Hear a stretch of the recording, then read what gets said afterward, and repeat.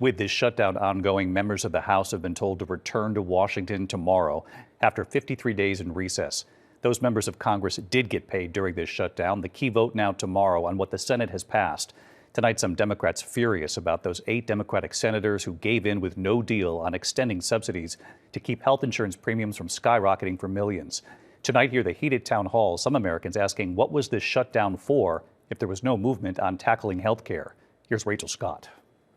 Tonight, with the longest government shutdown in U.S. history set to come to an end, President Trump declaring victory. The House is going to vote, and I think they're going to vote positively. I think most people want to see it open. After a late-night vote in the Senate. On this vote, the ayes are 60, the nays are 40. The bill as amended is passed. Tonight, lawmakers in the House scrambling to get back for a vote tomorrow. They haven't had to report to Washington for 53 days and have been paid throughout this shutdown. With flight cancellations and delays across the country, Republicans Rick Crawford and Trent Kelly carpooling to the Capitol, making a quick rest stop in Tennessee, writing on social media, 8 more hours to go. If all members make it back to Washington on time, Republicans can only afford to lose 2 votes. Republican Congressman Derek Van Orden riding his motorcycle all the way from Wisconsin. If the bill passes, it will take time for the government to fully reopen.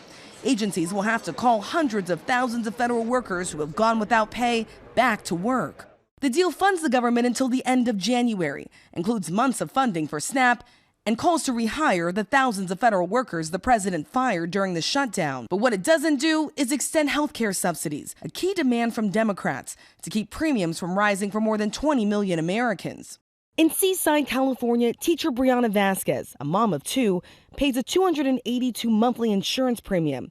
That number now skyrocketing to more than $1,000. We are planning on nothing happening because I think that's just in our best interest, is to plan as if they aren't going to pass anything. And at a town hall in Iowa, Republican Congresswoman Marinette Miller-Meeks was asked what the Republican plan is for health care. We need to bring the cost of health care down. Unfortunately, in 2010, when the Affordable Care Act was passed, the reason why it may have been 2 years, but Senate Republicans have promised a future vote on health care, but it's highly unlikely it will pass. And in the House, Speaker Mike Johnson won't commit to holding a vote on health care at all. I'm not committing to it or not committing to it. What I'm saying is that we do a deliberative process. That's the way this always works, and we have to have time to do that. And late tonight, Democratic leader Hakeem Jeffries calling on Republicans to make a deal. You now have an opportunity to actually take some action in an area of this healthcare crisis by working with Democrats. And tonight, the Supreme Court extending an order that allows the Trump administration not to fully or immediately pay out SNAP benefits for the month of November, putting even more pressure on lawmakers to pass this government funding bill tomorrow. 42 million Americans who rely on that federal food assistance will be watching this vote very closely, David. Rachel Scott on the Hill. Rachel, thank you.